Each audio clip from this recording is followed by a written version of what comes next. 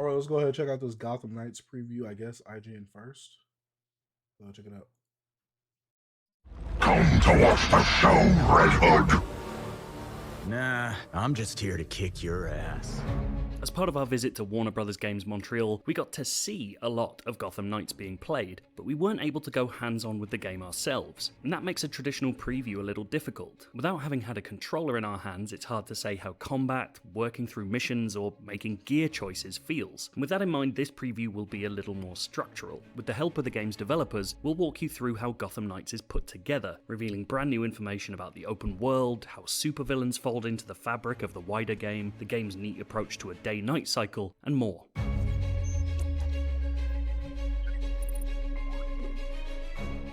As we've spoken about previously this month, Gotham Knights' world is aiming to feel like a real city, with centuries of history behind it. Part and parcel with that is how truly open it is. The developers ensured that almost the entirety of their Gotham is open from the very beginning, with each of its 5 boroughs offering different traversal opportunities, different threats, different activities, and different characters. But the team also wanted to create the sense of a city reacting to the presence of new vigilantes hitting the streets. I would say we start off the game in a pretty cold version of Gotham. The police don't like you.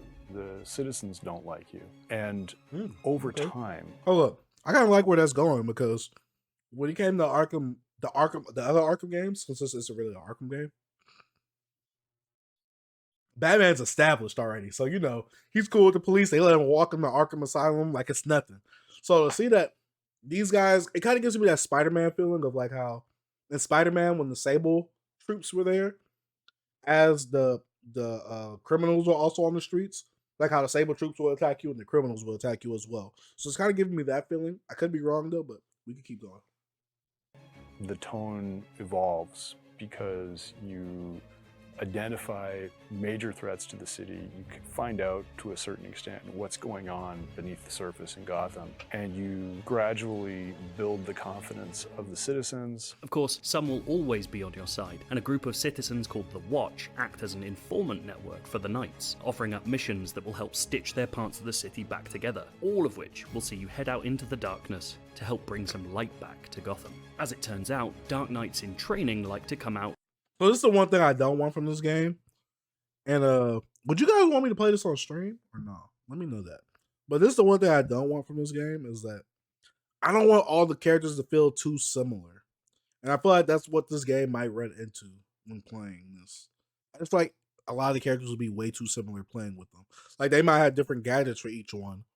But I just feel like the gameplay will be too similar amongst each of the different characters. I haven't seen a single civilian so far. Instantly don't trust it because the devs, when controlling, didn't let them play the game. Kind of fast. During, well, Dark Knights. Key to Gotham Knights is that it's not a game with a shifting, continuous day-night cycle. Rather, the entire game is set up. Cass, chill out. Chill out, Cass. Look, I started Final Fantasy VII. No one was watching that but Joseph and Beta. They was coming through. I think that's the only game I ever started on stream. I did finish Spider-Man 2 days ago. I just didn't do it on stream. And then never returned. Y'all want to see more Elden Ring gameplay? Yeah, I'm not ready for Elden Ring. What up, Father? Out west. Doki Doki Literature Club. We finished Doki Doki. I have 2 videos on YouTube. We finished it. We finished that on stream. W Chase, dog. W Chase. W me for finishing that on stream. Oh, we also finished Miles Morales. W me. We did a whole 5-hour stream playing Miles. Well, no, it was an 8-hour stream playing Miles Morales. Hold up. No. See, y'all not about to get me with that. Y'all definitely not about to get me with that. No. Reva, Dark Sage, Spider, Man. See, no. See, we did a 7-hour stream, and then we did 5 hours on this one. Nah, come on. See, y'all trying to play me. Nah, y'all trying to play me. Yuri for Doki Doki. To be fair though, Miles is Asian. Yeah, that's the point. Don't give them more ammo. I have to wait for the next Spider-Man to witness Chase finishing a game. Miles just cast. No, it's not. It's on a whole different CD. What are you talking about? Miles like a solid 2 streams, bro. I still finished it. Sage, we all play GTA 6 when it drops. Oh, of course. No, that's fair. No, that's crazy. Would y'all guys like me to bring back gaming streams? And if so, if I were to bring back the gaming streams, what day would y'all want them to be on? That's the most important part. I'm sorry, my guy. I platinum that game in 3 days. Sheesh. GTA 6 about to drop in 2036. I'm cool with that. What about Outlast? No, I said, would y'all like me to play games on stream? And if so, what day would y'all want that to be on? Like, we could have like a community night or whatever. And then we can have the reaction days, reaction/chill. And then we can have a game day or a game stream night. So which one? But if Chase plays scary games, he will be waste. See, that's crazy. Y'all praying on my downfall. Now that's crazy. That's crazy that y'all praying on my downfall like this. I will Cass. Y'all, if y'all decide what day that we if y'all decide what day that we do a game night, I'll finish Outlast on stream. GTA gonna drop when JoJo Part 15 comes out. I'm cool with that. Read case closed live only. No, that's crazy. That's crazy, Sloth. That's crazy. Go back to that tree that you came from, Sloth. Also shout out to Sloth. But I gotta cut it off because you said case closed. For sure, I agree. To be frank, I watch most things, but our preferences in gaming are super different. What's your preference? What do you mean by that, Cass? If you do a stream of scary game, I will. Okay, 10,000% be there. Praying on your downfall because I know that I can't pray on Sephiroth's downfall. Oh, that's crazy. Because you can't pray on a fictional character's downfall, you pray on. No, that's insane. I love scary games. Man, that means I gotta move the PS5 all the way over here. I'm lazy. Nights, with new crimes emerging every evening and villain storylines progressing alongside your work to stop them. The only time you'll see daylight in the main game is inside the Knights' headquarters, the Belfry, where you'll plan for what to do after the next sunset. I like single player story games. The central Cass, I do too. Wait. Cass, what do you mean? I like single player story games too. That's what all I was playing on here. Lace. How am I Lace? Stream some One Piece card game when it comes out. Is that an actual game on here? Reaction Tuesdays, Gaming Thursdays, Community Sundays, if I had to choose. All right. Sage, when you play games, we gonna bet. And if you lose, you have to remake them. No. I love SP story games. That's all I was playing, Sam. People wasn't showing up for the Final Fantasy one though. I was playing Final Fantasy VII the remake because it was my first time ever playing a Final Fantasy game. Like me owning it and playing it all the way through. People wasn't coming through. Gaming Sundays for sure. I feel like Sundays are usually chill streams anyways. All right. Duly noted. central loop of the game experience in Gotham Knights is what we call our Belfry loop. When you exit the Belfry, it's always nighttime. You don't have to worry about when the sun's going to come up. But in the course of that night, there are going to be some crimes and other activities that are happening in the streets of Gotham that are premeditated. They were predetermined by whoever was going to commit them, the day before. When you complete a night of crime fighting, and it's up to the player to decide when they're done, but it could be a case of them saying, well, I think I've hit most of the major crimes I needed to, or it could be the case of them saying, I learned what I needed to learn and now I need to go back to the Belfry to advance the story, for example. Then you return to Belfry and now it's day. I mean, I kind of get why it's never nighttime. I mean, it's never daytime because in the Arkham games, it was never daytime because Batman always comes out in the night. And with this, these characters are more used to coming out in the night. So I would assume that. And plus, most of the crime that happens in Gotham and cities around it, I'm pretty sure. I'm not 100% accurate. Happen at night. So I don't know. I could be wrong.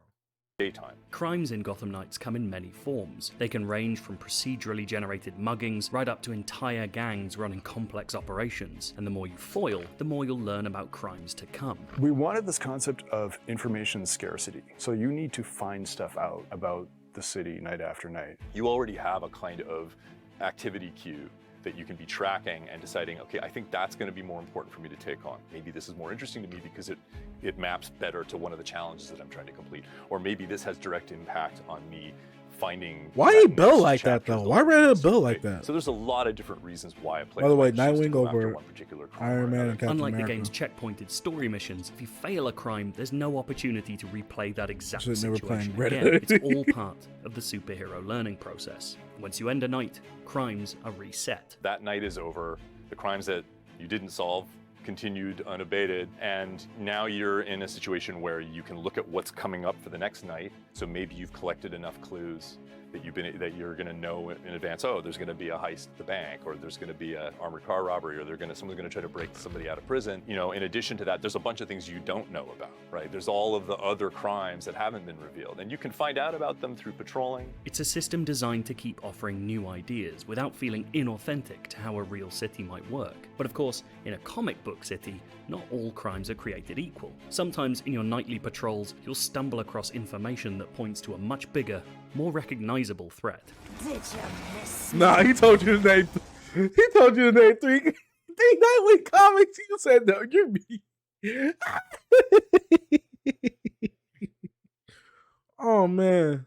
We were shown precisely nothing of the game's That main boy said, story "You're campaign mean." after its tutorial. The team clearly wants to keep its take on the beloved Court of Owls storyline as clandestine as the group itself. But the game's villain storylines aren't necessarily a part of that darker conspiracy. Like any good comic book world, multiple supervillains are running riot across Gotham simultaneously, each with their own agendas. In Gotham Knights, that means that supervillain arcs are optional side stories taking place over multiple nights and made part of the open world itself, not just story dungeons. As you learn more about the villains taking on specific missions along the way, your Belfry evidence board will begin to grow, connecting clues to evidence and eventually letting you trigger what the team calls a villain night. You know, when we talk about villain nights, we sometimes refer to them as epic villain crime, and it's because we always wanted the villains to be menacing Gotham City. We didn't want it to be a case of, oh, I'm going to go into this sort of bubble dungeon universe and Gotham somewhere else, and I'm just engaging with them here. And sometimes that means we do some fundamentally, you know, big changes, right? We like encase Elliott Center and ICE. In the case of, you know, one of the later missions in the Harley Quinn arc, Gotham City Hospital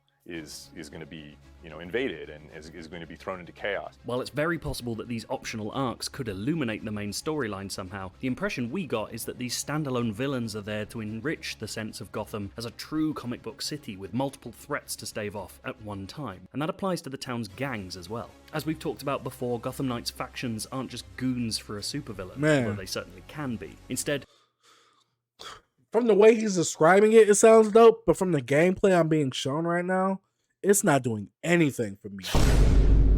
This game is definitely not winning me over just from the gameplay alone.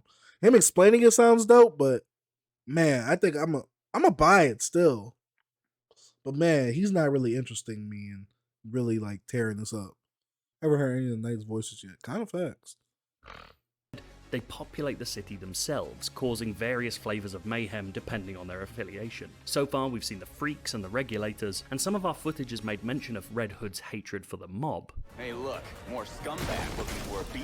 This feeling of criminal elements spreading across the city is intended to get across the endlessness of the superhero's job. You're not able to wipe out a faction from the map, you're simply stymieing their work. You can clean Gotham of crime for a night, but you can never stop it. Even Batman wasn't capable of that, and neither are you. Practically, that means there will always be crimes to fight and combat to be had, but factions also provide another service. Each one is tied to specific gear, crafting materials, and other unlocks. So with that being said, if there's always going to be crime, does this game actually have an end goal? Like, does this game have an actual, like, single player story experience?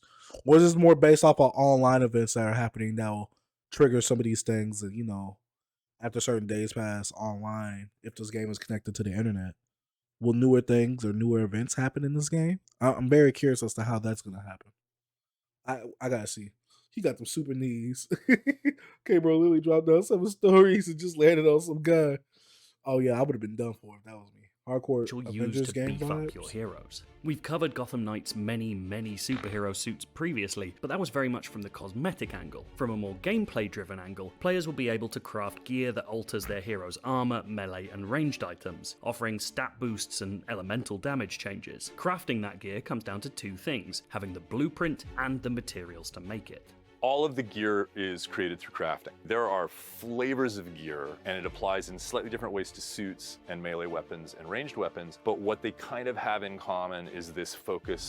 So that's the problem when it comes to like certain superhero games, I feel, is when you get to crafting, a lot of like when you have that craft element, it's really not needed because the gameplay is easy enough for you to get, and the game is easy enough for you to play without even having to craft a single thing.